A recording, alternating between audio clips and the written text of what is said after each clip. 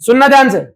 आपने अगर गेंद को यू स्पीड से फेंका और आपका एंगल थीटा था और बॉल ने ये रास्ता फॉलो किया और बॉल यहां चली गई, तो पक्का पक्का एक और ऐसा एंगल होता है जिसपे आप बॉल को यू स्पीड से फेंको, बॉल ऊंचा रास्ता फॉलो करे और सेम पॉइंट पे जाए। एंगल अलग है लेकिन स्पीड यू ही है।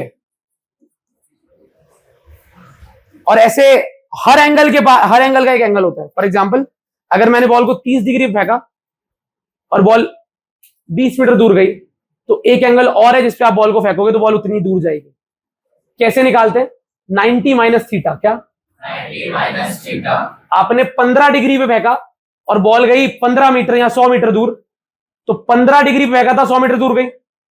उसी स्पीड से अगर आप 90 माइनस 15 डिग्री पे फेंकोगे बॉल को, 90 माइनस 15 कितना होता है? 75 डिग्री। 75 डिग्री पे उसी स्पीड से फेंको, बॉल उतनी दूर जाएगी। ऑब्जर्व्ड है ये? दो अलग अलग एंगल पे सेम हॉरिजॉन्टल रेंज आती है। दो अलग अलग एंगल पे सेम हॉरिजॉन्टल रेंज आती है। एक एंगल होता है थीटा और दूसरा एंगल होता है 90 minus theta. Theta and 90 minus theta pair होते हैं। फॉर एग्जाम्पल, भैया बॉल 500 मीटर दूर गई, जब मैंने उसे 25 डिग्री पे फेंका, तो बताना दूसरा वाला एंगल कौन सा है? 90 माइनस 25 कितना होता है? 65 डिग्री पर फेंकोगे तो भी सेम ही रेंज आएगी। समझ रहे हो? अगर आपने 30 डिग्री पे फेंका है तो दूसरा एंगल कौन सा आएगा? इन दोनों एंगल पर सेम रेंज होगी, इन दोनों एंगल पर सेम रेंज होगी। भैया एंगल अलग है, अलग अलग एंगल है, फिर भी सेम दूरी पे गिरेगा। हाँ, आप फॉर्मूले में पुट करके देख सकते हो, सेम आंसर आएगा। एक एंगल लो, बताओ कौन सा लोगे? 30 डिग्री ले लें?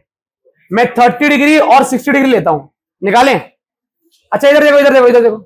रेंज का फॉर्मूला क्या होता है? You square sine 2 theta by, पता है बात? एक एंगल मैंने लिया 30 डिग्री, एक लिया, तो चलो एक काम करते हैं, हम 30 डिग्री पर रेंज निकालते हैं और 60 डिग्री पर। यू को यू रहने देंगे, जी को जी रहने देंगे, देखते हैं आंसर क्या आता है। इधर देखो, रेंज है 30 degree, you square sine 2 theta, double करना है एंगल का। भाई 30 का डबल क्या होता है?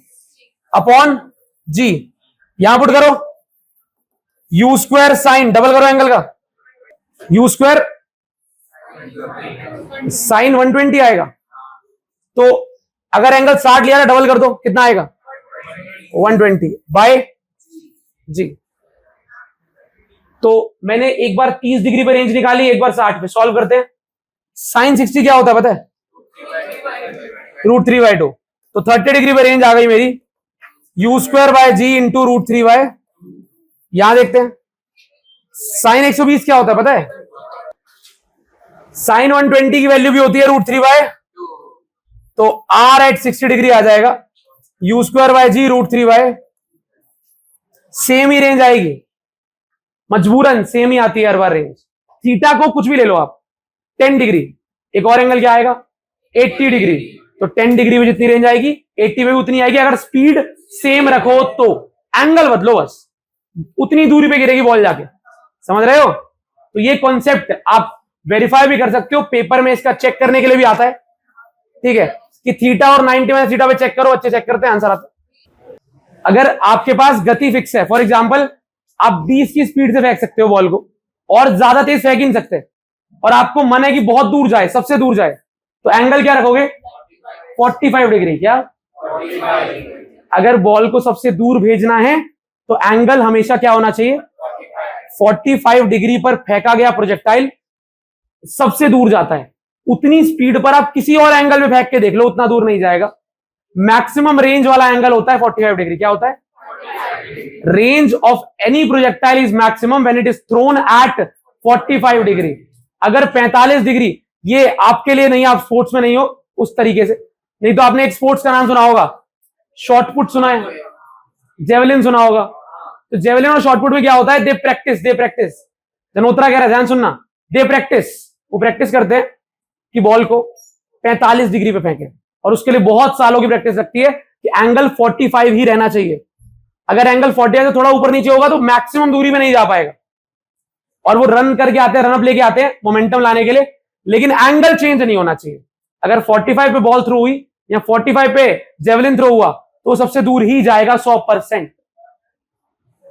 ठीक है, तो कोई भी प्रोजेक्टाइल जो 45 डिग्री फेंका जाता है उस स्पीड पर वो उससे दूर फेंका जा ही नहीं सकता। और उस मैक्सिमम रेंज की वैल्यू तो लिख लो, कौन से एंगल में मैक्सिमम रेंज आती है 45 डिग्री पर, और कितनी आती है, R max is equal to u square by ji.